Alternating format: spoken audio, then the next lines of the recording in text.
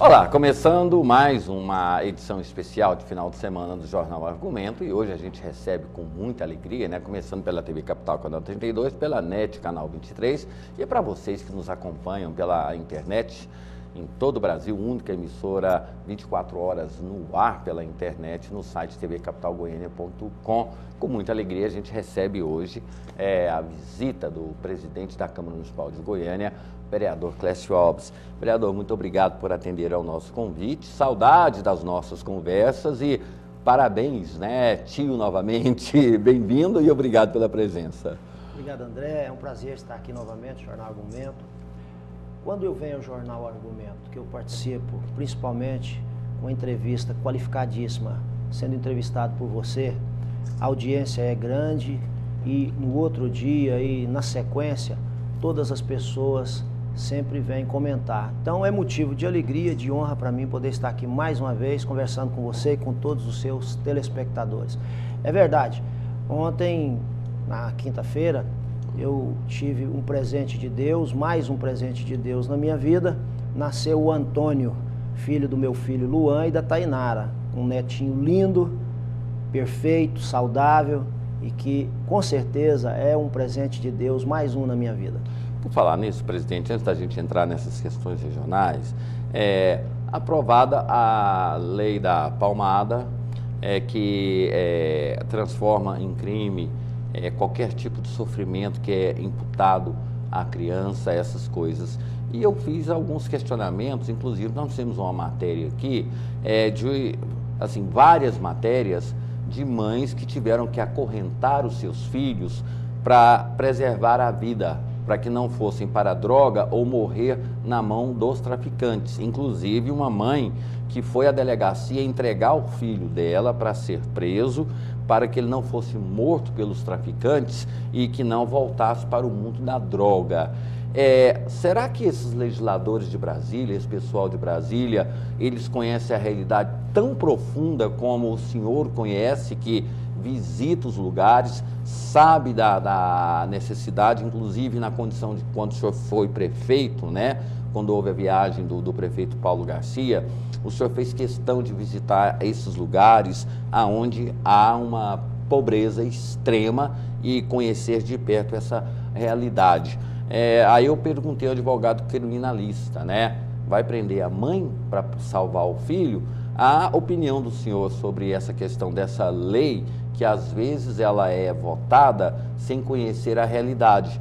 E o vereador, mais do que ninguém, principalmente o senhor, que está todos os dias junto à comunidade, percebe esse grande problema que é a droga e as mães que são obrigadas a acorrentar os seus filhos, entregar à polícia e agora se tornam vilãs e até passíveis de punições. Essa é a minha opinião, é a do senhor. Como é que o senhor vê essa questão da lei da palmadas? Bem, André, é importante a sua pergunta e eu me considero talvez um exemplo. O meu pai foi assassinado, eu tinha 5 anos de idade, covardemente foi assassinado. A minha mãe tinha 3 filhos, eu com 5, o meu irmão José Maria, que inclusive já faleceu, e faleceu muito novo, com 3, e o meu irmão caçula, o Ricardo, com 1 ano de idade. A minha mãe não tinha sequer uma lona para ficar debaixo comigo e com os meus irmãos. Uma vida muito difícil, muito dura. Veio trabalhar aqui na escola, no colégio estadual Brasil Central, na época, hoje José Carlos de Almeida, ali na 23 com a 3, no centro de Goiânia, em frente ao Jockey Clube. A vida muito dura, muito difícil, muito sofrida.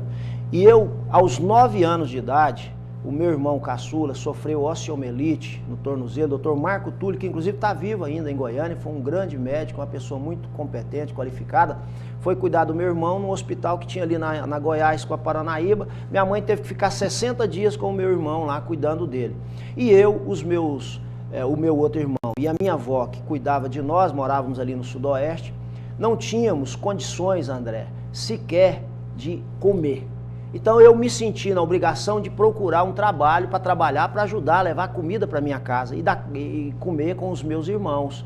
E foi aos 9 anos que eu consegui o meu primeiro trabalho, meu primeiro emprego com o Ernesto, num armazém que tinha ali no Sudoeste, na Avenida Central, chamava Armazém Central, do Ernesto, a esposa dele, ficou com dó de mim, me deu um emprego e eu comecei a trabalhar para não passar fome, para não talvez morrer de fome. Então, a minha mãe ensinou os princípios do bom cidadão e eu entendo que isso foi a maior riqueza que eu tive na minha vida. Eu fui trabalhar muito jovem, casei muito jovem, assumi a responsabilidade muito jovem e aprendi a dar valor nas coisas. Então é preciso avaliar a educação. Eu entendo que a criança precisa ir na sala de aula, a criança precisa ter o tempo para brincar, precisa ter o tempo de ser criança, tudo isso é importante. Agora, nós estamos acompanhando aí, você todos os dias noticia e mostra aqui no seu programa situações deprimentes, situações até assustadoras, que muitas vezes uma criancinha é estuprada, uma criancinha é judiada, a criança vai para a rua porque não tem condições às vezes da família de cuidar, e o mundo das drogas está aí, os traficantes, para poder acolher essas crianças que muitas vezes se tornam bandidos, que a família paga preço caríssimo, às vezes destrói uma família inteira. Então, eu vejo com ressalva, com muito cuidado. É preciso entender que a educação ela começa na família. O pai e a mãe, eles sabem o que é o melhor para os seus filhos. O avô sabe o que é melhor para os seus netos e assim por diante. Então, não é impedindo uma mãe ou um pai de dar uma palmada, às vezes, no momento que precisa corrigir a criança para que ela não cometa situações que possa levar ela ao desmando da vida, que vai consertar. Eu vejo isso com excesso de zelo e vejo com ressalva. Eu me pergunto se esse talvez seja o melhor caminho. Eu não sei se seria, não. Eu tenho dúvidas, Seria uma intromissão do Estado na formação da família? Com certeza. E por que o Estado, então, não dá condições para as famílias que estão com seus filhos menores, às vezes de 5, 6, 8, 10 anos, de cuidar deles, investindo para que tenham um cuidado, uma educação à altura, para que eles não se veem soltos aí para entrar nas mãos dos traficantes, para serem adotados por traficantes. É isso que o Congresso Nacional deveria fazer, que as autoridades deveriam fazer, urgentemente. E isso não custa caro não, viu? Se tiver responsabilidade, é preciso aplicar os recursos que se arrecada dos impostos, que é o maior imposto do mundo, é o do Brasil. É muito dinheiro, é muito recurso e que muito pouco se aplica. Você vê muito discurso, principalmente quando chega em véspera de eleição, em período eleitoral. Aí todo mundo quer fazer mágica, quer ser o dono da verdade, quer apresentar ideias mirabolantes no sentido de resolver todos os problemas do mundo como se fosse uma varinha de condão. E o povo não está querendo mais isso não, o povo sabe muito bem o que é certo e o que é errado. E olha, ai dos políticos que não estiverem entendendo isso, esse sentimento do povo nesse momento. Ai deles, ai deles. Essa eleição, André, eu afirmo e reafirmo a você, vai ser a mais diferenciada de todas as eleições que nós já participamos no Brasil até hoje. Vocês verão como é que vão ser a resposta do povo. Então é preciso ouvir o povo. O deputado, às vezes o vereador, às vezes o deputado estadual, ele entra com um projeto de lei por conta própria, achando que aquilo é o melhor caminho, não ouve a população, não quer saber o que a população pensa, apresenta aquilo ali, aprova e sai nas mídias querendo fazer ali como se fosse o salvador da pátria, como se fosse a pessoa que fosse resolver os problemas do mundo, sendo que o caminho, na minha humilde opinião, não é esse. O caminho é ouvir o povo, é saber o que o povo está vivendo e sofrendo na pele, para que nós, legisladores, os executivos, prefeitos, governador, presidente da República, o judiciário, o Ministério Público, as entidades de classe, as igrejas, nós possamos fazer uma união buscando o caminho melhor para que nós possamos transformar o nosso país, a nossa capital Goiânia e todas as cidades do Brasil, naqueles municípios, naquelas cidades, na condição de vida que a população tanto precisa e tanto necessita, e tem como se fazer isso. Dinheiro tem demais.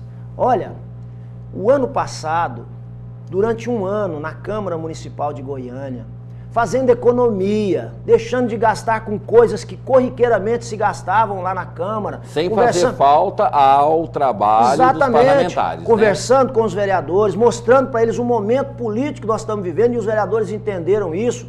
Nós, ao final do ano, economizamos 15 milhões de reais. Não é qualquer coisa, são 15 milhões de reais que foi economizado com coisas que normalmente teriam sido gastas corriqueiramente e que não foi.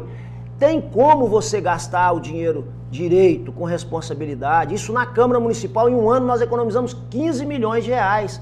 Devolvemos 10 milhões para a Prefeitura, aplicar na saúde do município de Goiânia. Os outros 5 milhões nós pagamos dívida trabalhista dos funcionários da Câmara, que há 12 anos vinham tentando receber e não tinha dinheiro para pagar.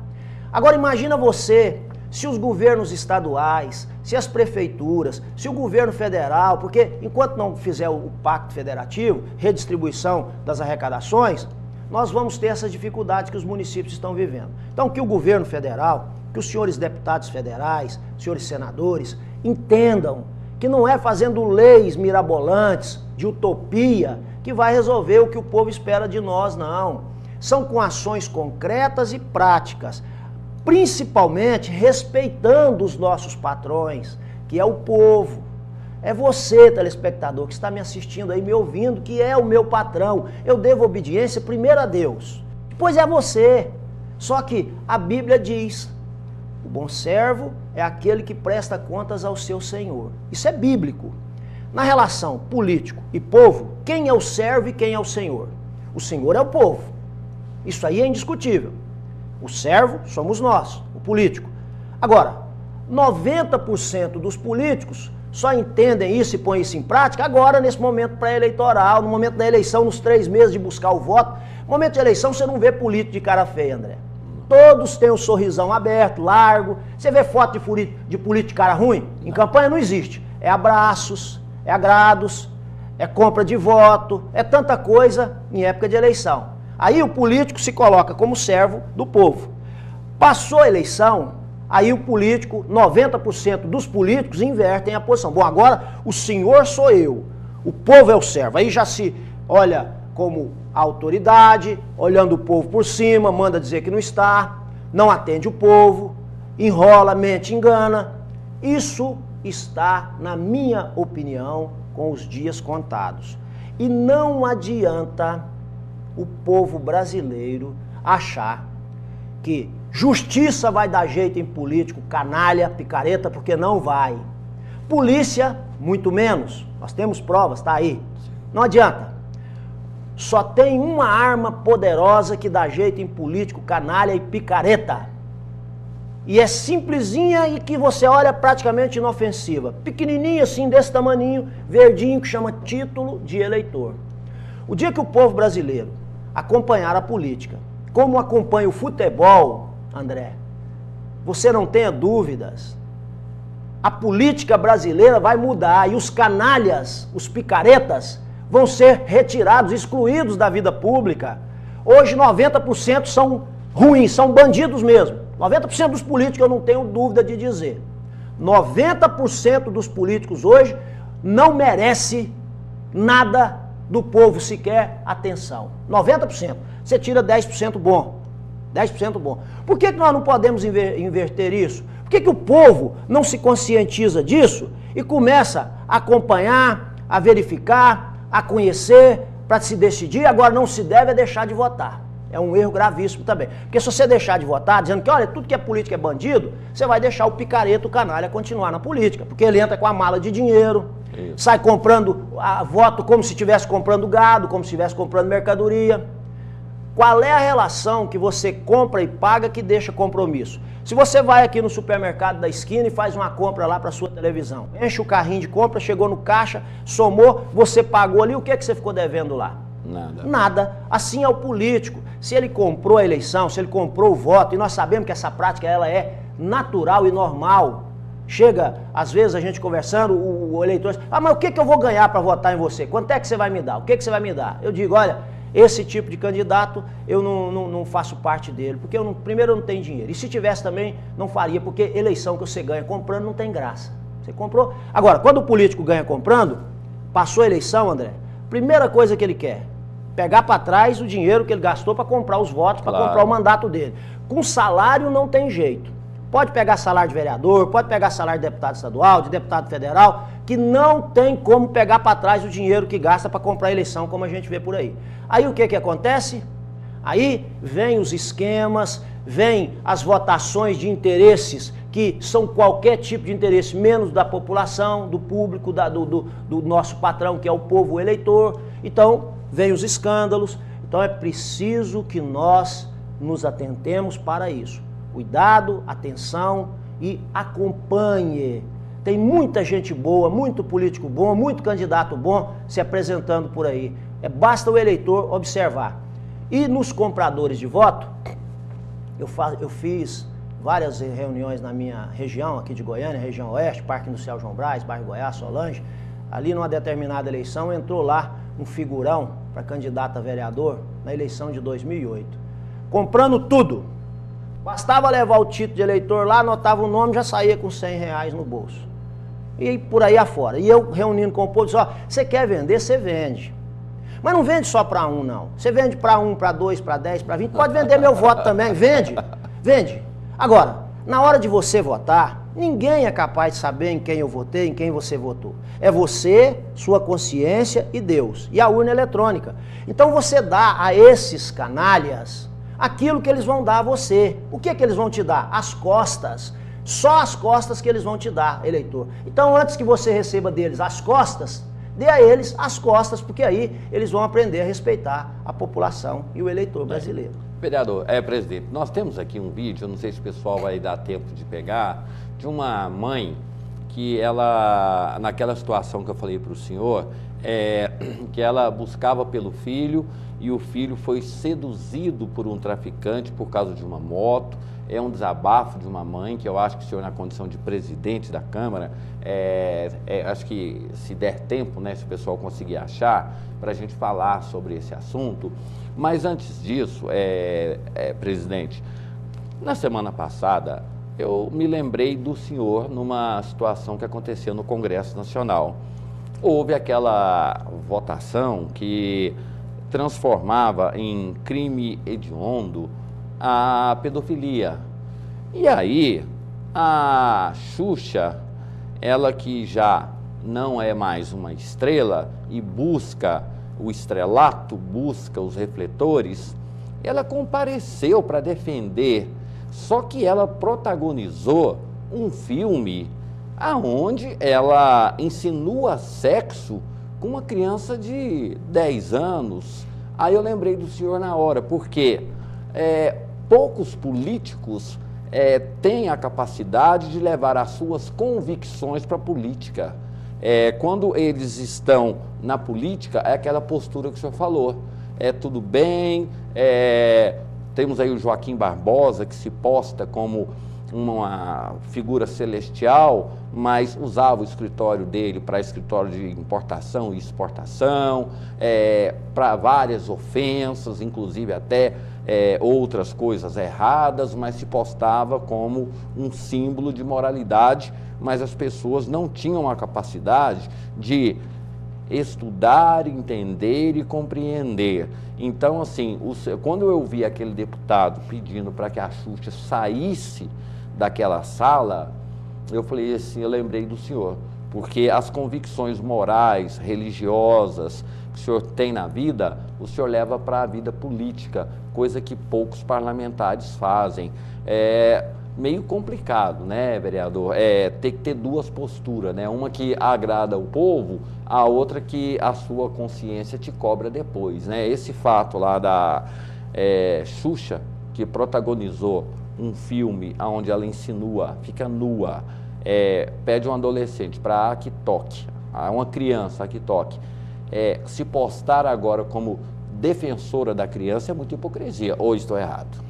Bem, você disse bem, o que a gente faz, o que a gente age e deixa como uma ação executada, você não consegue nunca mudar aquilo. É como a pessoa que chega e ofende a outra dando um tapa na cara e aí em seguida pede desculpas. É difícil. Isso é difícil, André. Agora, as pessoas podem mudar, têm o direito de mudar. Todos nós mudamos, às vezes, o pensamento, a maneira de enxergar as coisas, e postura e tanta coisa. Eu sou também um exemplo disso. Eu tenho me policiado muito, tenho procurado me aprender, corrigir e conviver, porque eu aprendi uma coisa em política: o líder, ele nunca, jamais ele pode querer que o seu liderado seja do jeito que ele deseja que ele seja. Ele tem que olhar o liderado e enxergar nele as qualidades, não só os defeitos, e querer fazer com que ele mude e seja da forma que eu gostaria que ele fosse. Então todas as pessoas têm qualidades e têm defeitos. Eu tenho, você tem, todos nós temos. Quer dizer, a apresentadora, ela é hoje uma figura muito importante no Brasil, principalmente quando se trata de crianças. Até porque ela se tornou o símbolo da rainha das crianças, dos pequenos, enfim. Então, mas tudo isso em busca de fama. Sim, mas Nunca foi em prol do trabalho para a criança. Sim, mas eu quero crer que, de repente, ela possa estar convicta nas suas considerações, nas suas pontuações agora, nesse momento, da forma que ela está se propondo, entendendo que o que aconteceu, e você disse isso, aliás, o Brasil todo disse isso, dessa passagem que ela teve, aí, num determinado momento, com a participação de uma criança em um filme e tudo mais. Quer dizer, então, quero crer que ela possa estar querendo mudar ou que tenha mudado. Eu prefiro pensar assim. E que nós possamos, André, nós temos a necessidade, nós temos a obrigação de cuidar das nossas crianças, dos nossos adolescentes, porque o futuro está nas mãos deles, dessas crianças, meninas, meninos, jovens, moças e moços. Daqui a pouco tempo são eles que vão estar ditando os destinos do país. Então é preciso que nós, que hoje estamos aí cumprindo responsabilidades políticas, seja eu enquanto vereador, chefe do Poder Legislativo goianiense, seja o governador, o prefeito, os deputados, nós precisamos nos lembrar que em pouco tempo os nossos filhos e os nossos netos estarão nas nossas condições de hoje. Então é preciso dar condição de vida, oportunidade de trabalho, qualificação, acabar com esse perigo, com esse câncer que é as drogas que hoje estão tomando conta e que entram pelas fronteiras do país, e que o governo federal deveria estar cuidando disso, mais do que já tem feito. Porque se a droga chega, se o traficante existe, é porque alguém está fabricando e está possibilitando que o traficante possa estar aí agindo. Então tem que agir contra o traficante rigorosamente. O Código Penal brasileiro é da década de 40, da época de Getúlio Vargas. O Brasil era outra realidade. Aquela época, você se lembra, nem nascido eu era, nem você era nascido. Quer dizer, então hoje nós estamos na era da informática, o terceiro milênio, a era dos mecanismos sociais. Há pouco tempo atrás, acontecia uma situação lá nos Estados Unidos ou no Japão, levava às vezes uma semana, 15 dias para chegar a notícia. Hoje é questão de segundos. Acontece um fato aqui, o planeta inteiro, em questão de segundos, já tem conhecimento, já sabe daquilo que está acontecendo. Então, hoje nós temos diferentes atos de bandidismos, de marginalismos, enfim. Então é preciso começar com os nossos representantes lá do Congresso Nacional, mudando o Código Penal, mas de uma forma séria, rigorosa, punindo rigorosamente. Pior. Não acho que fique pior não, sabe, André? Não, esse código ele está sendo copiado de Portugal, onde existe punição. E o grande problema do Brasil é que nós temos ótimas leis, temos uma polícia atuante, temos um Ministério Público que trabalha, um Judiciário que trabalha, mas não há a punição, porque as pessoas confundem, às vezes elas pedem justiça. Justiça no Brasil existe, não existe a punição, né? Mas por que não existe punição, André? É porque o Código Penal brasileiro, ele deixa falhas e brechas para que aqueles que cometem os delitos, que cometem os crimes, as atrocidades, eles vão para a rua, não fiquem sequer presos. Os traficantes. Um bom advogado, né? Um bom advogado hoje, você mata, não fica preso sequer 2 meses. E o juiz, ele não tem culpa, o juiz é obrigado a cumprir o que a lei manda ele cumprir. Então, muitas vezes o juiz solta, as pessoas se colocam contra o judiciário, contra o magistrado, ele está cumprindo aquilo que a legislação determina, e o bom advogado, ele conhece e usa o seu conhecimento para poder colocar em prática. Então, o que é preciso fazer?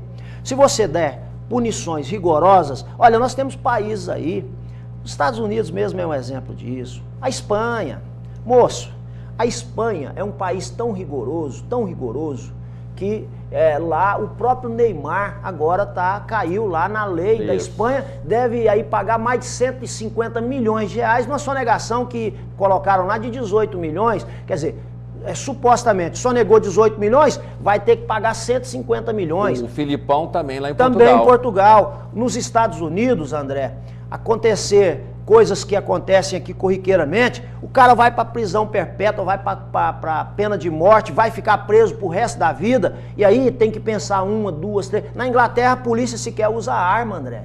E lá o povo respeita, o povo pensa 1, 2, 10 vezes para cometer um crime. Então é preciso copiar modelos como estes e colocar em prática, ouvir a população, sintonizar com a população. Nós não temos dificuldade. Por que a Inglaterra conseguiu? Por que os Estados Unidos conseguiu? Por que Portugal conseguiu? Por que a Espanha conseguiu? Por que o Brasil não consegue? O povo brasileiro é trabalhador, o povo brasileiro apoia todas as dificuldades que acontecem, quantas foram elas, apoiou. O povo brasileiro foi contra a ditadura para as ruas, para poder colocar a democracia. O povo brasileiro responde a hora que precisar. Agora, para que o povo brasileiro possa responder, nós, os políticos, precisamos convencer o povo de que agora nós queremos levar a coisa a sério. E não é difícil fazer isso. Basta colocar em prática, não no discurso, mas nas ações e atitudes. E eu tenho dito aqui, presidente, se eu estiver errado, me corrija. Mas o que define as eleições hoje, como o senhor falou, é a questão do dinheiro. Tem a bancada do bicho, tem a bancada das drogas, tem a bancada das armas, tem a bancada dos grandes especuladores, tem a bancada dos ruralistas, ou seja, o partido ele é parte do povo. Só que nós nos sentimos poucos representados, porque são 513 deputados lá em Brasília e a grande maioria tem o seu mandato financiado pela ilegalidade. Então eles nunca vão defender a legalidade. Ou se eu estiver errado, me corrija. Não, você está completamente certo. Eu concordo com você em número, gênero e grau. É aí que eu estava dizendo aí anteriormente na minha fala. É preciso que o eleitor, você, eleitora, você, eleitor, você moça, você moço, que vai votar agora pela primeira vez, faça um pente fino, pegue uma lupa para ir lá na urna no dia 5 de outubro e depositar o seu voto. Corra, mas corra muito de candidatos que às vezes nem sequer vai até você para olhar nos seus olhos, manda simplesmente a fotografia e o emissário dizendo que é líder, que é liderança, para te oferecer dinheiro pelo seu voto, o voto da sua família. Existem tantas manobras em época eleitoral, o cara vai lá e contrata uma pessoa da família para que aquela pessoa consiga os votos da família, para que venha votar no projeto dele. Tudo isso é preciso ser avaliado e pensado. Se fizermos isso, eu não tenho dúvidas, mas eu não tenho dúvidas mesmo. Nós vamos reverter, ao invés de tiver 90% de ruim e 10% bom, então sem os ruins nós não vamos conseguir ficar. Eles sempre dão um jeitinho e conseguem estar participando. Mas tem que ser minoria. Tem que ser, e isso depende somente do povo, André, do título de eleitor. Não adianta esperar isso em justiça, em polícia, absolutamente, não adianta. E não tem, olha André, ninguém em sã consciência, ninguém, eu, você, o nosso querido telespectador que está nos acompanhando, é possível viver sem duas coisas nas nossas vidas. Ninguém consegue. Primeiro, Deus. Em primeiríssimo lugar, Deus. Piedade daquele ou daquela que imagina que pode viver sem Deus na sua vida. Já perde o sentido até da própria vida, essas pessoas. Essa é a primeira base de todos nós, Deus. Segundo, política. Ninguém consegue viver sem política. Não somente política partidária, que essa é a que organiza a sociedade, pelo menos na teoria, deveria ser na prática. Muitas vezes não acontece. Mas é a política do dia a dia. André, da hora que você acorda, a hora que você vai dormir, você está fazendo política. Sim. Você faz política com a sua esposa, você faz política com o dono da padaria, você faz política com o seu funcionário, você faz política em todos os momentos da sua vida. Você faz política na hora que você nasce. O bebezinho, ontem nasceu o meu netinho, ele faz política, já nasce fazendo política, porque se ele não chorar, ele não mama, ele tem que chorar para mamar, é política. Tudo é política. E às vezes tem que mamar, tem que chorar de mentirinha para ter colo, né? Também, tudo é política. Política boa e política ruim. Existem as duas coisas. O bom e o ruim está presente em todos os meios, em todos os mecanismos. Existe a força do bem e a força do mal. Se essas lâmpadas estão aqui iluminando o estúdio para que nós possamos estar aqui conversando com o telespectador, existe o negativo e o positivo, senão elas não funcionam.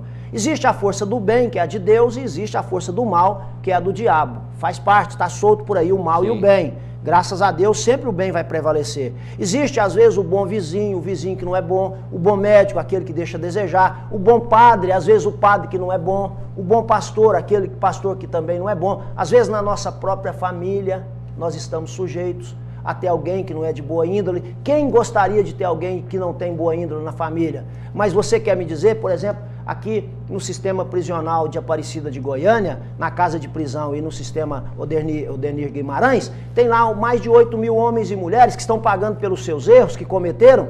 Todos que estão lá têm pai, têm mãe, têm irmão, têm filho, têm mulher, todos estão. Qual é daqueles que estão lá que a família gostaria que estivesse nessa circunstância? Infelizmente está. Tudo isso acontece. Agora, quando se fala de política, aí então, é como eu disse, 90% não vale nada e 10% é bom.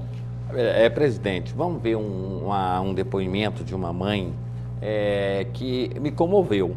E eu acho que é oportuno nessa questão agora das leis das palmadas e a intromissão do Estado, que absolutamente ele impõe leis, mas não cria amparo. E tem o caso dessa mãe aí, o senhor vai, assim, eu não vou falar nada, o senhor vai acompanhar e depois eu quero que o senhor comente. Vamos ver, solta aí.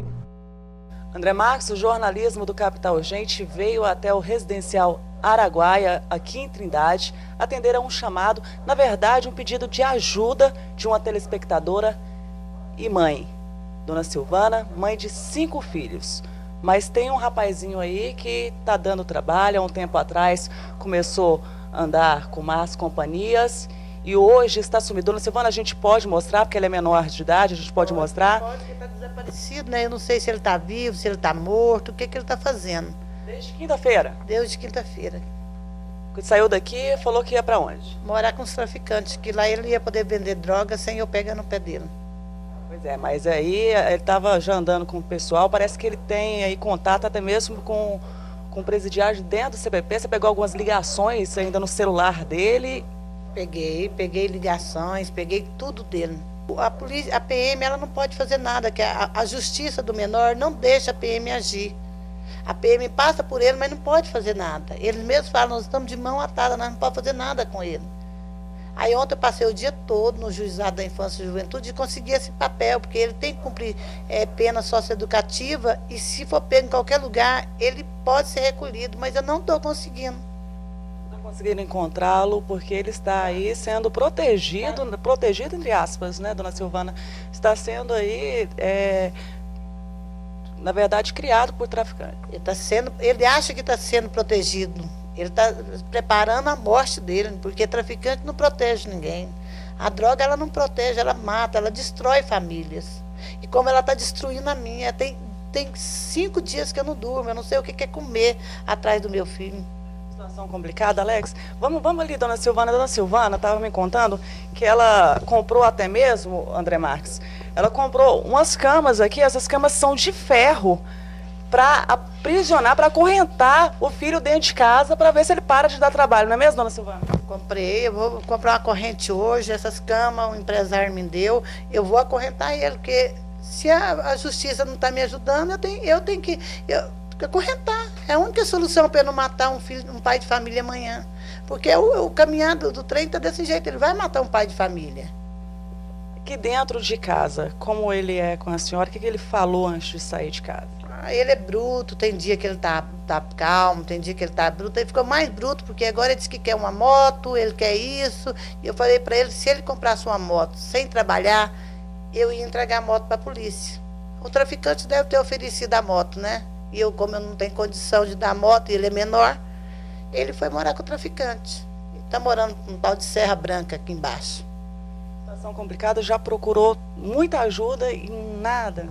Menina, eu já falei para você, eu já bati em tudo quanto é porta. Porta e porta, porta. Ontem eu cheguei do Juizado da Infância e Juventude, era 7 horas da noite. E não consegui nada, só consegui esse papel, nada para deter ele. Não consigo deter ele. Tem outros filhos dentro de casa, mas Matheus está dando trabalho aí e tem tomado todo o seu tempo. Todo meu tempo. Eu não tenho tempo para comer, eu não tenho tempo para lavar uma louça, eu não tenho tempo para nada. Eu não tenho tempo, eu trabalho num salão lá na Noroeste, eu não tenho tempo para nada. E não é falar que ele não teve nada. Eu tenho um irmão que viajava com ele para praia, faz tudo por ele, mas o traficante quer dar a moto. Então ele foi. Uma vez ele foi da PAI, passou pelo esse juizado lá da T30, foi liberado no dia seguinte. O outro ele ficou 30 dias, 40 dias lá no 7º. Não é muito comum ver uma mãe denunciando o próprio filho. O sofrimento é muito grande para que isso viesse à tona? Deixa eu te falar, amanhã se ele mata um parente seu, mata você num sinaleiro, sua mãe vai sentir, não vai? Eu também sinto, eu sinto a dor da mãe que está perdendo um filho, eu não quero que meu filho venda droga, eu não quero que meu filho destrua a família. Quantas famílias vão ser destruídas?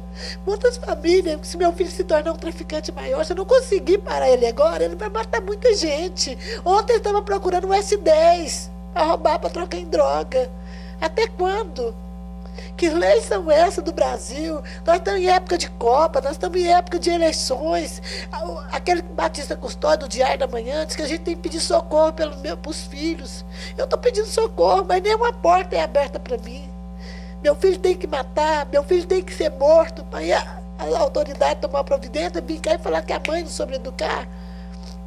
Você educou. Eduquei, eu dei tudo, roupa, tudo. Eu ando de chinela havaiana para o meu filho ter um tênis caro. Os vizinhos tudo aqui me conhecem. Eu não estou trabalhando porque eu estou 24 horas fazendo o papel da polícia. Eu estou andando atrás de traficante. Eu estou enfrentando traficante. A vida dos meus outros 3 filhos que moram aqui está arriscada. Eu não durmo de noite com medo de invadir minha casa e me matar, porque é isso que a polícia não pode fazer nada.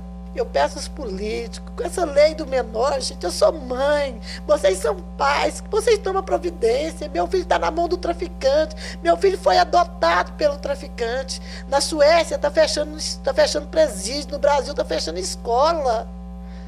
Que leis são essas do Brasil? Eu estou perdendo meu filho para o traficante, porque eu não tenho uma porta aberta. Eu estou pedindo socorro para os políticos, para a polícia, eu estou pedindo socorro.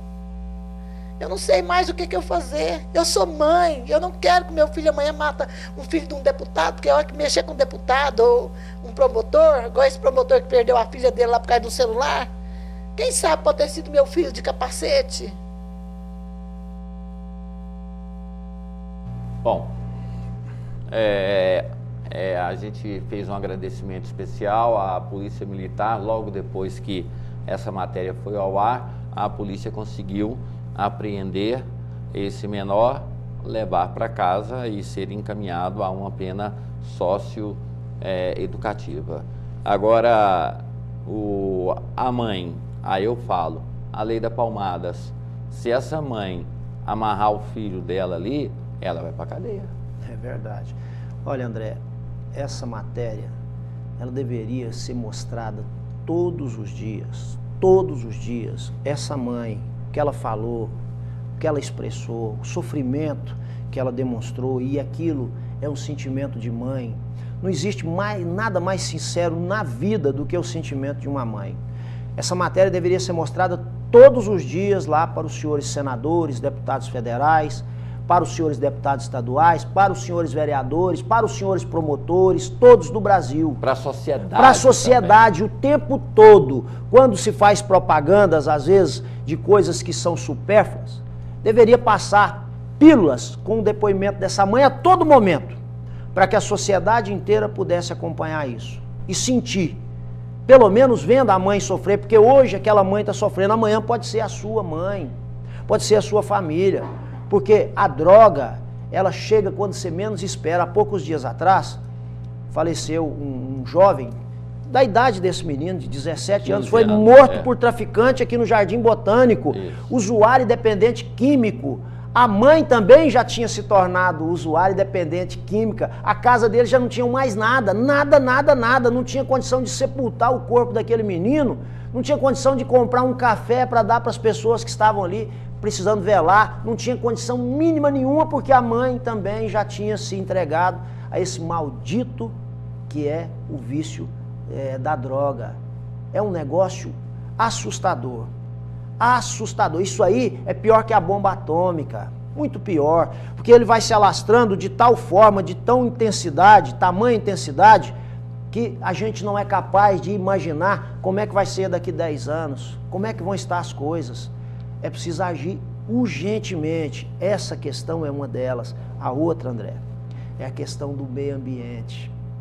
Olha, se as autoridades federais, estaduais, municipais, Ministério Público, entidades, todos nós, os donos de propriedades rurais, não se conscientizarem que é preciso fazer imediatamente a recomposição das destruição de nascentes, mananciais, desmatamentos, urgente, porque vai ser muito triste em pouco tempo o resultado disso tudo. E a natureza agradece, a natureza com 10 anos agradece. Se você recompor, em 10 anos agradece. Então é preciso também, são duas coisas urgentes que precisam ser feitas. Mecanismos para combater esse tráfico de droga, o uso de droga, dando condições, qualificações para esses meninos, meninas, jovens e moços, urgentemente. Aplicar recursos. Tem dinheiro? Dizer que não tem dinheiro é porque estão roubando muito dinheiro do povo. A corrupção está crescendo como o tráfico de drogas, André. A corrupção do Brasil, ela está sendo alastrada e crescente, como nós estamos vendo as drogas nas casas das nossas famílias. Então é preciso acabar com isso e aplicar o recurso que se arrecada com os impostos do Brasil em coisas importantes como essas. A família está precisando de atenção, a família está precisando dos olhos dos políticos, dos agentes públicos urgentemente, até para que as famílias também possam buscar Deus, porque está faltando também muito Deus na vida das pessoas, viu, André? Muito mesmo. E aquilo que eu sempre falo, presidente, na vida de um viciado, primeiro morre a família, depois o viciado morre, porque o sofrimento dessa mãe aí está induzindo ela a uma situação de literalmente de zumbi. Ela já não vive mais sofrendo, morrendo em busca do filho. Aí depois que a família se perde, aí o traficante ele descarta com a mesma sedução que ele atrai o menor, ele tem aquela frieza de executar, de matar, e as leis não proíbem. Aí eu falo sobre a questão de Joaquim Barbosa, que liberou a passeata pela maconha, a lei que permite agora que a pessoa plante no fundo da casa dela até 6 pés de maconha, coisas nesse sentido. E a família é relegada a segundo plano, né? Não existe investimento. Mas nós vamos fazer o seguinte, temos que fazer um intervalo comercial em respeito aos nossos patrocinadores, mas na volta a gente continua falando isso e vamos falar um pouco sobre a questão da Câmara Municipal. Lembrando, né, que nesta sexta-feira o nosso presidente aqui, ele recebe um título como vereador mais atuante e uma pesquisa que foi feita não aqui em Goiânia, uma pesquisa que foi feita em outro estado, né? Meu presidente, parabéns por isso, porque é comum se vender diplomas, títulos em Goiânia. Agora, essa pesquisa que foi feita por um Instituto Mineiro, Tiradentes, Instituto Tiradentes, respeitadíssimo, escolhendo o senhor aqui em Goiânia como o vereador mais atuante e mais influente, eu acho que a gente tem que, num país onde a gente fala mal do político, né? Será que outros estados têm que reconhecer quem trabalha pelo o bem das pessoas? Então, parabenizo o senhor por isso. Obrigado, André. Isso, para mim, só serve como motivação para que a gente possa trabalhar mais e levar mais a sério ainda o nosso patrão e a nossa patroa, que é o eleitor, é o munícipe, e fazendo aquilo que as pessoas querem que nós façamos. Qualquer coisa, menos que possa decepcionar. E nós estamos aí, eu não sou dono da verdade, nem quero ser, longe de mim.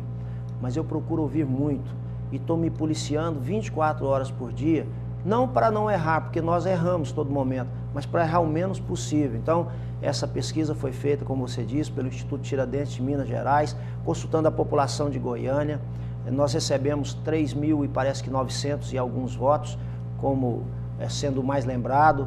E, enfim, isso é motivo de muita responsabilidade, humildade e de que nós possamos continuar trabalhando mais e mais com respeito a todos aqueles e aquelas que acreditam ainda na política e que eu espero que possam aumentar a cada dia mais as pessoas. Isso depende apenas dos políticos, não do eleitor.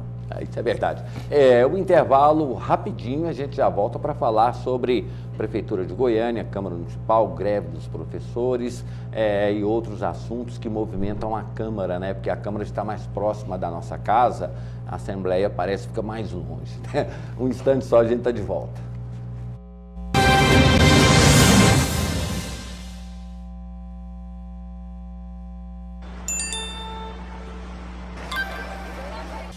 De volta com o Jornal Argumento, né? Agora vamos falar sobre Câmara Municipal. Eu dizia antes do intervalo, né, que a Câmara, ela é o quintal da nossa casa. A Assembleia parece que é uma fazenda, né, vereador? Porque eu entrevisto aqui alguns deputados, as perguntas que eu faço é quantos títulos o senhor concedeu nessa semana, essas coisas. Mas vamos lá. Parabéns pela postura do senhor. Eu já falei isso aqui e reitero. O senhor é uma pessoa que pratica a autoridade que o poder de presidente da Câmara lhe concede. O senhor nunca usou de autoritarismo, que é aquilo que não está previsto em lugar nenhum. Houve uma manifestação ontem lá dos professores e acho que de uma forma assim, muito maldosa, foi vendida uma imagem do senhor equivocada. Eu acho que ali o senhor usou da prerrogativa da autoridade que a função de presidente concede. Eu gostaria que o senhor explicasse esse mal-entendido lá quando a professora Eliane, ela pediu o uso da palavra e aí o professor Antônio também, que é o líder da greve, pediu para usar a metade do tempo e o senhor democraticamente permitiu.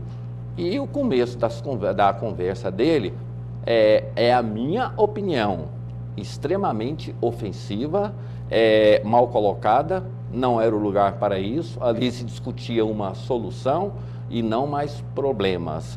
Aí eu queria que o senhor falasse, né, o que motivou a atitude do senhor.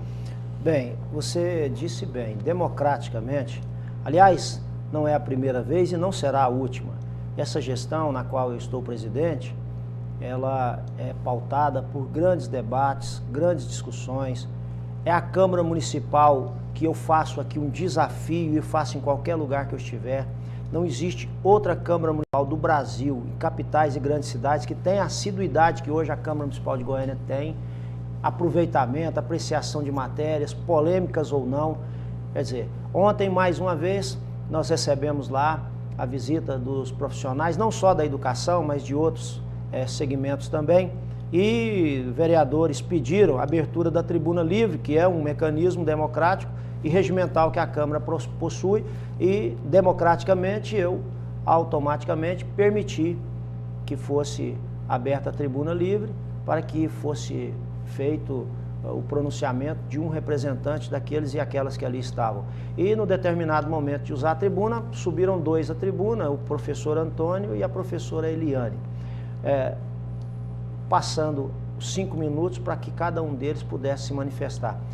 Logo que o professor Antônio iniciou seu pronunciamento, ele se dirigindo a mim, com palavras de baixíssimo calão, ofensas, adjetivos, que na minha opinião não cabe a alguém que se diz professor, Não, presidente, se ele disse isso na tribuna livre, eu acho que o senhor pode repetir as palavras que ele dirigiu ao senhor. Não só a mim, ele dirigiu não só a mim, mas aos vereadores. E eu quero dizer a você, André, eu, Clécio Alves, o cidadão Clécio Alves, jamais, mas jamais permitiria que um filho meu, ou um neto, ou uma neta minha, pudesse ser educado por aquele professor e aquela professora que se dizem líder de um movimento, de uma categoria que tem o meu respeito absoluto.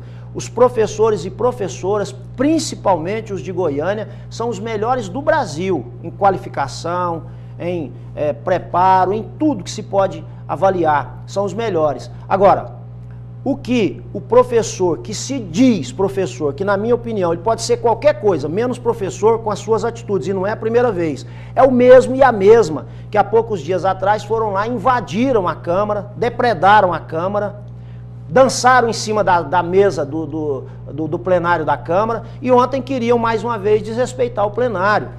E eu não admiti e não admitirei em hipótese alguma. Dentro da autoridade. Autoridade e responsabilidade. Eu sou o único presidente da história da Câmara Municipal de Goiânia, nos seus 81 anos de existência, sou o único que foi eleito presidente com todos os votos de todos os 35 vereadores. Todos, um a um, votou no meu nome para que eu pudesse ser o presidente. Então a minha responsabilidade é muito grande. E num determinado momento, que um homem e uma mulher que se dizem professores, se dizem, eu não enxergo assim, porque eles não têm a condição e a ação de merecer respeito de professores. Professor não faz o que eles fazem, não. Chegam na Câmara e começam a atacar, xingar vereador, desacatar vereador, com palavras de baixo calão e ofensas. Eu não tinha outra atitude senão suspender a sessão e cortar a palavra do professor. Foi o que nós fizemos e faremos 100 vezes se for preciso. Não é só o professor Antônio e a professora Eliane, não. Qualquer pessoa. Ali é o lugar de debate, de discussão, de criticar, de não aceitar, de não concordar. Tudo bem. Tudo bem. É o plenário. Lá é a casa do povo. Agora, aquele plenário, ele está acima do presidente Clécio Alves, ele está acima do vereador A ou B, ele está acima do professor que está aí com a ira, com a raiva imensa da pessoa do prefeito de Goiânia, que, diga-se de passagem, foi um prefeito que foi reeleito com mais de 70% dos votos da população goianiense. Basta você ir ali para a Praça do Bandeirantes e ficar lá e olhar, de cada 10 pessoas que passam ali, é um dos lugares mais aglomerados de Goiânia.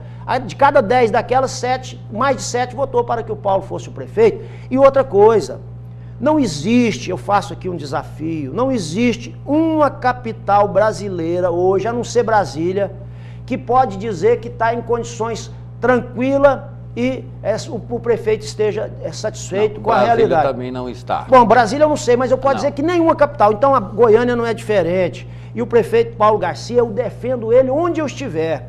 É um homem de bem, é um homem de bom caráter, é um médico qualificado, preparado, é um homem que tem Deus no coração, é um homem de tão bom, de tão simples, de tão bem intencionado, ele deixa que coisas assim vão contra a pessoa dele. E esse pessoal, André, que estavam lá na Câmara na quinta-feira, é os mesmos que há poucos dias atrás faziam essas manifestações fora Marconi Perillo, fora Marconi, impeachment do Marconi nas ruas, é os mesmos. Quebraram a sede da TV Serra Dourada e tantas outras coisas, depredaram tanta coisa aí.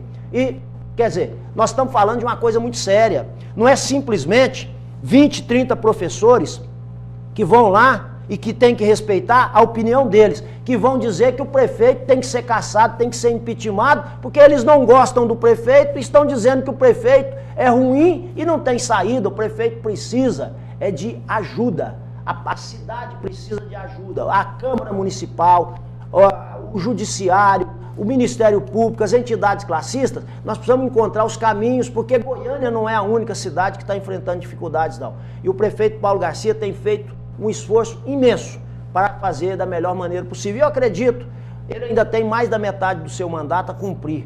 Mais da metade. Eu disse numa entrevista e vou repetir para você. O governo estadual que está aí, que há poucos dias esses mesmos homens e mulheres pediram o impeachment do governador Marconi e o fora Marconi, não faz muito tempo, e todos que estão nos assistindo se lembram, ele ficou 3 anos sem fazer nada. Nada. Está fazendo agora no último ano. Por quê? Porque teve uma parceria com o governo federal e está realizando no último ano. O Paulo Garcia ainda tem mais de 2 anos e meio de mandato. Então é preciso respeitar que foi um prefeito eleito democraticamente. Não é simplesmente dizendo, olha, você não serve mais. Num determinado momento lá ontem eles gritaram, fora Clécio Alves, quer dizer, eles não sabem o que querem.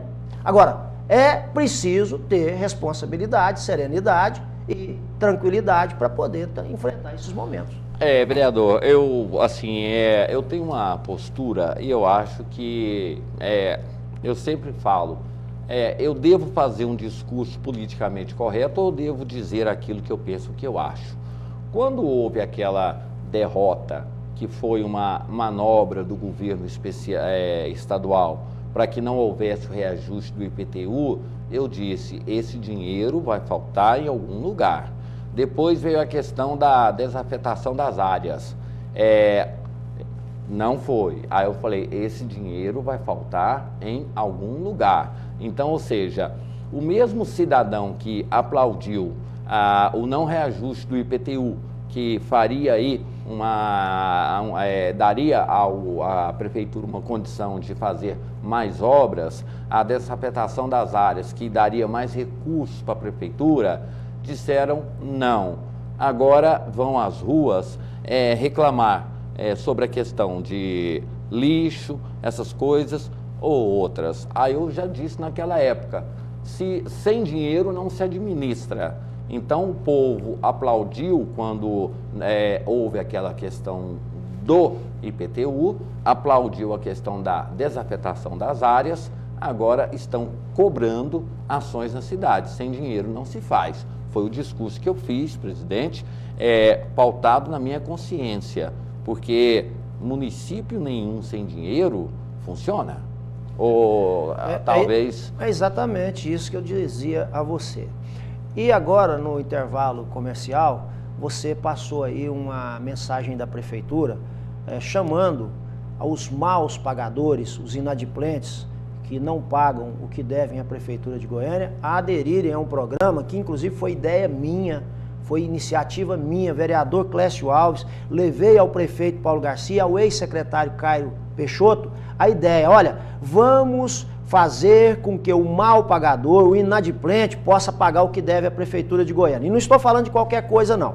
Estou falando de 4 bilhões e 700 milhões de reais. E um detalhe, né, o pobre, ele paga os impostos, certinho, porque a única coisa que ele tem é o nome. Certinho. Os grandes devedores são aquelas pessoas que têm grandes patrimônios e enrolam esse processo na justiça durante anos, né? Vou te dar exemplo, a Saneago. A Saneago deve mais de 240 milhões de reais para a Prefeitura de Goiânia. A Saneago que está aí e que vende e recebe à vista o serviço que presta, deve mais de 240 milhões.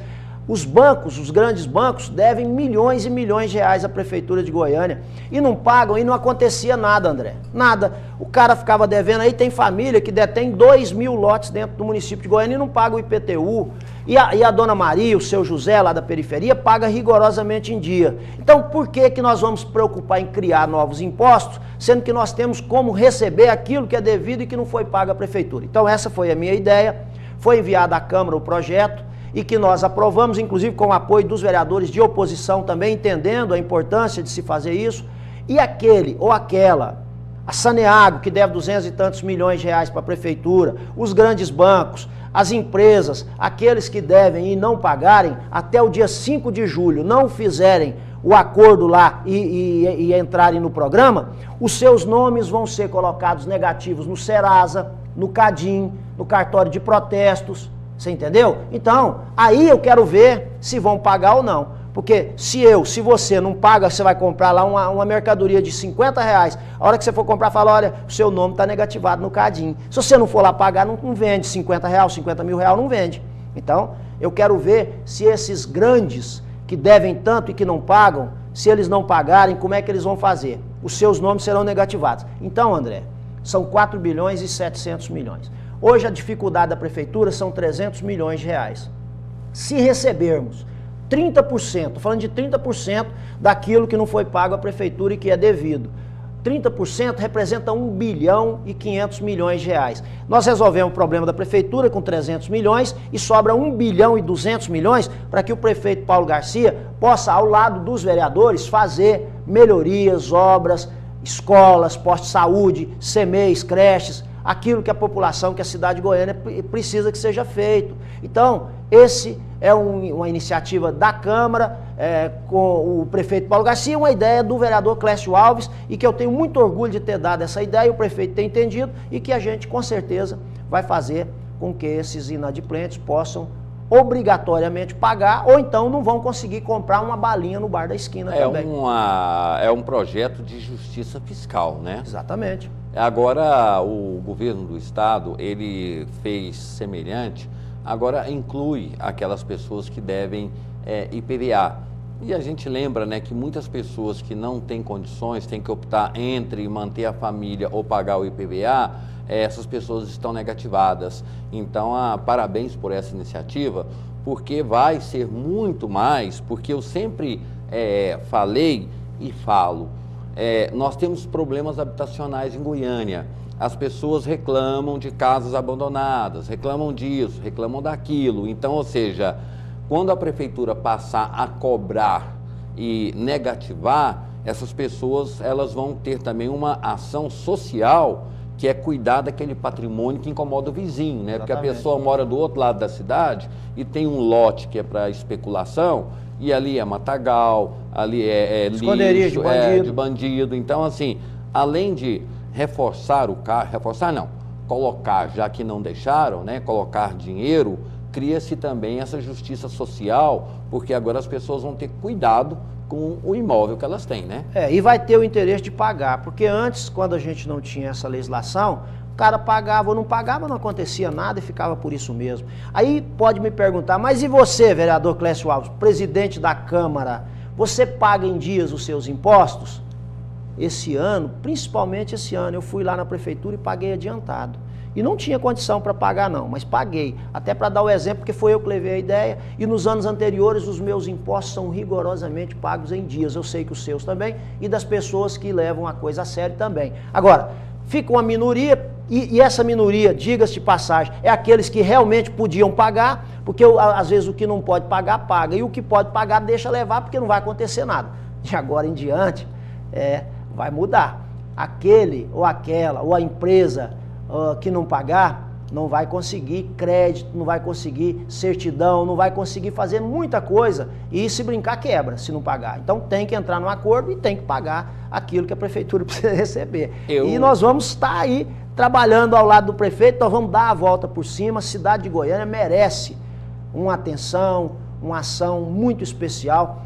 O prefeito Paulo Garcia assinou agora, há cerca de 10 dias, o convênio com a Caixa Federal, e já tem 140 milhões, num total de 500 milhões, para construir o BRT, que vai pegar lá do terminal da Vila Brasília até a região noroeste, vai melhorar sensivelmente o transporte e o trânsito de Goiânia. São ações como essa que a população espera e quer que sejam feitas. E serão feitas, e que depender de mim, Clécio Alves, eu farei tudo que tiver no meu alcance para ajudar a prefeitura a sair dessa crise e retomar aquilo que a cidade precisa, que são ações positivas e pontuais a favor dos interesses de todos. Mas para isso é necessário o recurso. E o recurso, basta o inadimplente, o mal pagador, pagar o que deve, vai sobrar dinheiro para a prefeitura, para 2, 3 mandatos de prefeito para frente. Presidente, eu sempre falo uma coisa e ressalto uma qualidade do senhor. Os valores que o senhor construiu na vida, éticos, morais, religiosos, tal, o senhor leva para a vida política. E aí muitas pessoas, elas gostam do político bonzinho. O senhor sabe quantos inimigos o senhor vai ganhar com esse projeto do senhor? Olha, André, eu não sei quantos inimigos eu vou ganhar com esse projeto, mas eu acho que eu não tenho inimigos, não. Mas se for preciso, que sejam inimigos. Esses dias atrás, foi uma pessoa lá no meu gabinete falar comigo e eu não pude atender. Pude atender porque não era possível. Uma moça, 17 anos, a irmã dela eu arrumei para trabalhar e tal, e ela foi lá, olha, você arrumou para minha irmã, eu quero que você também arruma para mim. Falei, é preciso ver que nesse momento não tem condição. Não, mas você arrumou para minha irmã está trabalhando. Falei, mas a sua irmã está trabalhando, naquele momento podia, agora não tem como, então essas coisas tem que ver, então é preciso ver.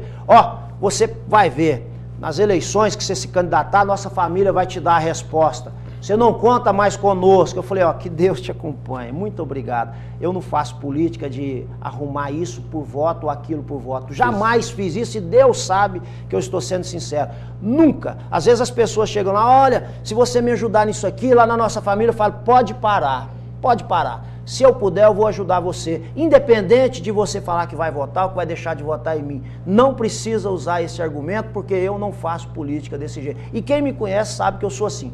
Talvez eu seja um dos poucos ou o único político que nunca na minha vida, como político, fiz uma promessa para quem quer que seja. Nunca. E nunca farei. O que eu puder fazer, eu levo a pessoa no secretário, às vezes eu brigo, às vezes eu defendo, às vezes eu crio caso para conseguir melhorias para Goiânia e resolver problemas da população. Mas nunca, e estou falando aqui, nunca fiz uma promessa para quem quer que seja ou deixei de cumprir um compromisso que eu porventura venha assumir. Porque quando eu assumo um compromisso, é porque eu tenho consciência e ciência de que eu vou poder honrá-lo.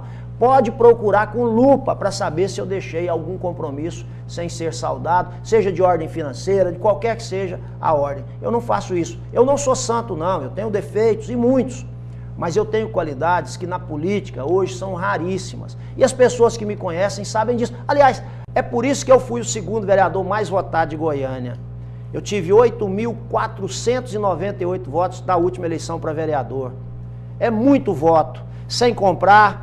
Uma campanha que quase ninguém via na rua, e quando as urnas abrem, os votos estão lá e as pessoas ficam se perguntando, mas como que é isso? É porque passou a eleição, eu fico os 4 anos de mão dadas com o povo, com o gabinete de vereador do lado da minha casa, que desde janeiro de 2001 eu coloquei, assim que eu tomei posse do meu primeiro mandato, para atender o povo. Eu não escondo do povo, eu não mando assessor falar que eu estou em reunião, a pessoa liga, fala comigo no meu celular, a pessoa me encontra na feira, no velório, na igreja, em todo lugar. Então eu dou para a pessoa o mínimo que o político tem que dar para as pessoas, André. O mínimo é atenção e respeito, olhando nos olhos. Eu gosto de conversar olhando nos olhos das pessoas que vêm conversar comigo. Para descontrair, o senhor fez uma promessa. O senhor disse que daria um carro para quem dissesse que o senhor falou que houve um prejuízo de R$1 milhão lá no painel. Não foi promessa, foi um desafio. É diferente de promessa. Não fiz promessa, eu vou te corrigir. Eu estou falando, é provocação. Só para dizer que eu não fiz promessa, não faço e não farei. Eu fiz um desafio e esse desafio está mantido.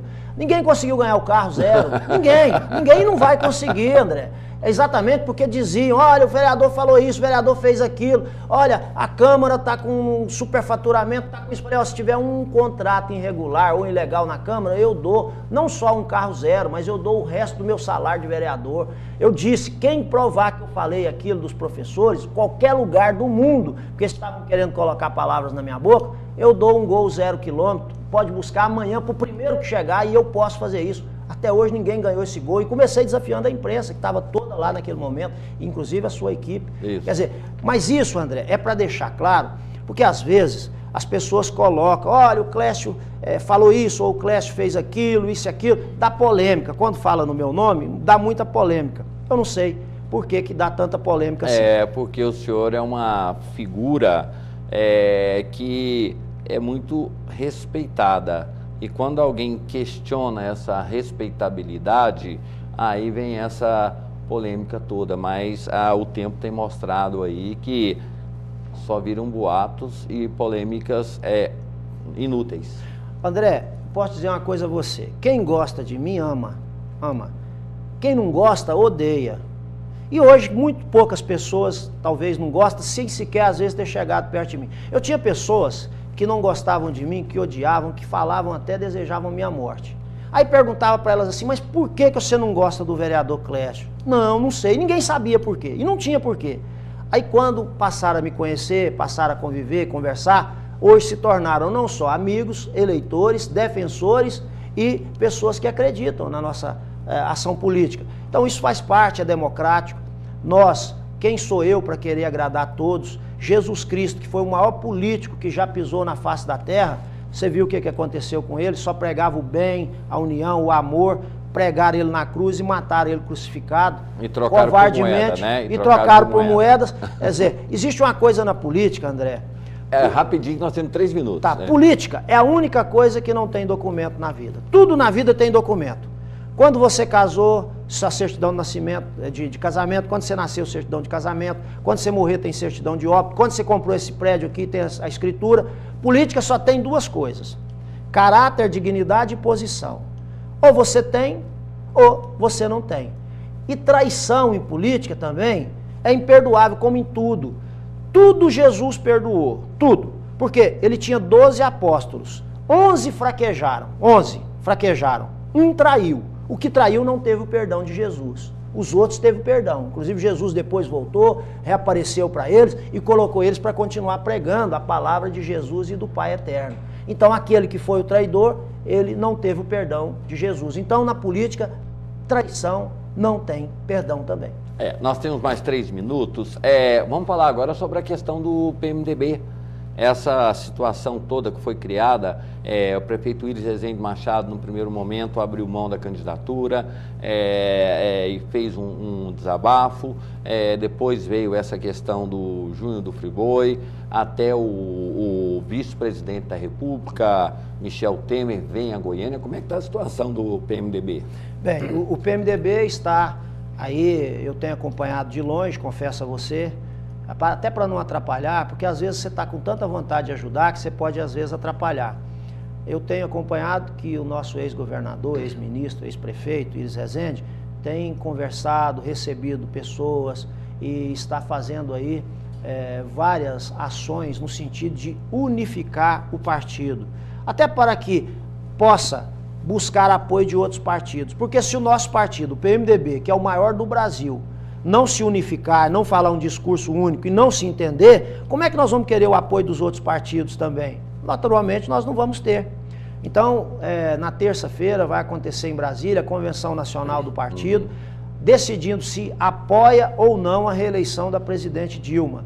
E o que eu tenho acompanhado aqui em Goiás é que os delegados, se não me engano são 35 que votarão nessa convenção, estão dizendo que se o PT decidiu e manter a decisão de lançar uma candidatura própria aqui em Goiás, naturalmente não estando ao lado do PMDB, os delegados aqui estão propostos a votarem contra o apoio à reeleição da presidente Dilma Rousseff. Esse é um fator que me preocupa, porque, naturalmente, eu não gostaria que isso acontecesse, eu gostaria muito que nós pudéssemos continuar nessa aliança, nessa parceria. Agora, é mão dupla, tudo na vida é mão dupla. Você não pode querer só venha a nós, tem que ter o vosso reino também. Então eu estou torcendo muito para que com a sabedoria e com a sabedoria do Espírito Santo de Deus, eu repito aqui, nós possamos deixar de lado a vaidade, o orgulho, a arrogância, calçar a sandália da humildade e buscar o espírito público para que nós possamos unir o PMDB e trazermos vários outros partidos que também acreditam num projeto diferenciado para governar o estado de Goiás e que no próximo dia 5 de outubro nós possamos ganhar as eleições, ainda quem sabe no primeiro turno, com o apoio de Deus e da população inteira do estado de Goiás. Dá tempo de apagar esse incêndio interno e ainda fazer uma campanha de unificação e também apresentar um nome para que seja competitivo? Dá tempo ainda para fazer tudo isso? Dá tempo para isso e para muito mais. Nós temos ainda até o dia 30 de junho para as convenções. Hoje ainda é dia 6. Portanto, tem mais 24 dias até as convenções. Dá tempo de conversar demais. E eu acho o seguinte, você tem que ouvir muito. Ouvir muito. Esses dias eu disse, olha, eu estou ouvindo tanto, mas tanto que eu estou rouco. As pessoas fizeram até brincadeira, não entenderam. Para dizer o seguinte, Deus nos deu uma boca e 2 ouvidos. Então é para que nós possamos ouvir mais até do que a gente possa estar falando.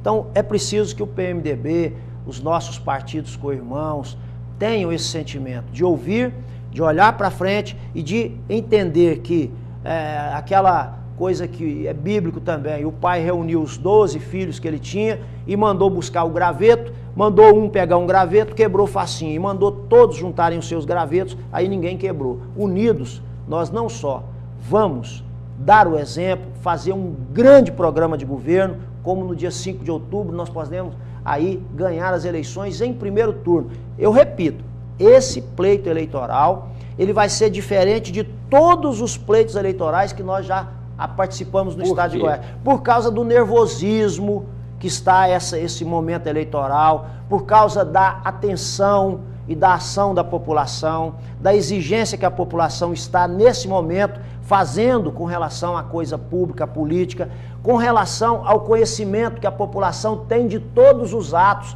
Não adianta chegar agora na véspera da eleição, o candidato se apresentar como o melhor, o puro, o mais eficiente, o mais competente, sendo que no passado dele recente, as ações mostram o contrário. O povo não esquece, o povo vai entender isso e vai saber decidir o que quer para que Goiás tenha aquele projeto melhor possível. Então, eu tenho certeza, ouça o que eu estou te dizendo, essa eleição, ela vai ser surpreendente, ela vai ser espetacular, ela vai ser emocionante, ela vai ser totalmente diferente de todas as eleições que nós já vivemos até hoje. E os políticos que não entenderem isso, depois que passar as eleições, nós vamos voltar aqui, vamos conversar e nós vamos avaliar os resultados. Você vai me entender o que eu quero te dizer. Mais 1 minuto é o tempo máximo que a gente tem.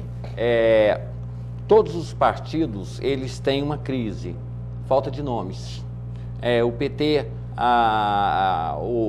essa situação da presidente Dilma, porque ela não tem representatividade, não tem nomes em ministérios. No governo do estado de Goiás, o governador, ele não tem nomes. Tanto os outros partidos, falta de nomes. O PMDB também padece desse mal. E o futuro de Clécio Alves. O senhor pretende também disputar um cargo aí na Assembleia Legislativa, dado o fato de que falta oposição na Câmara Municipal de Goiânia? Não, na Assembleia Legislativa? André, eu espero que, caso venha a ser decidido a nossa participação na eleição, como pré-candidato a deputado estadual, que você bem está dizendo, eu estou ouvindo, como eu te disse, eu ouço muito, estou ouvindo as lideranças, estou ouvindo os apoiadores, estou ouvindo a população, se for de interesse de todos, que a gente venha participar, mas eu espero mesmo, com convicção, com muita força e com a ajuda de Deus e do povo, que caso eu seja realmente confirmado candidato a deputado nas convenções do meu partido e venha a ser eleito, e caso eu me decidir, eu espero em Deus e o apoio do povo que eu venha a ser eleito, que eu não seja deputado de oposição, não. Que o nosso governador do nosso partido seja eleito e se brincar no primeiro turno, para que nós possamos unir as forças e fazer de Goiás aquilo que a população tanto deseja e tanto espera que seja feito. É isso que eu espero. E movimentar a Assembleia, né, que ultimamente só concede títulos. Presidente, muito obrigado pela gentileza do senhor vir até aqui, é um prazer revê-lo. E algumas pessoas podem interpretar essa entrevista, mas o André não sei o que, não. Existe uma coisa que a gente, com o decorrer do tempo, a gente aprende, né?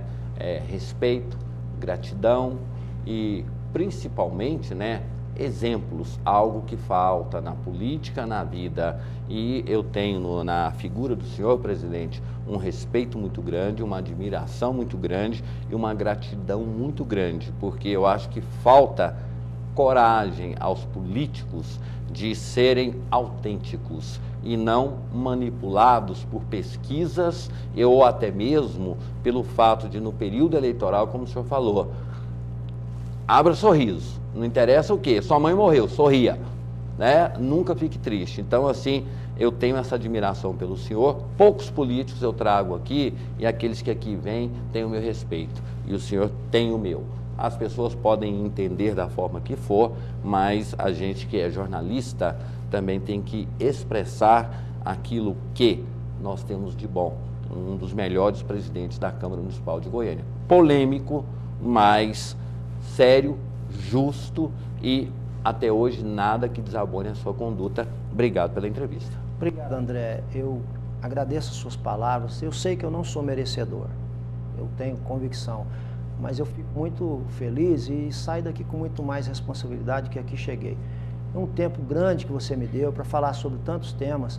Eu agradeço muito aos telespectadores também que nos acompanharam até esse momento, deixando aqui um abraço a todos e me colocando à total e inteira disposição de todos aqueles ou aquelas que porventura precisarem de nós. Estamos lá na Câmara, à sua disposição, André, e sempre que necessário for estaremos aqui. Muito obrigado. A honra é minha, a alegria é minha de ser seu amigo.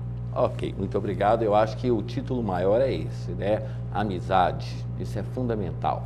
A todos vocês, nosso muito obrigado. Fiquem todos com Deus e até amanhã.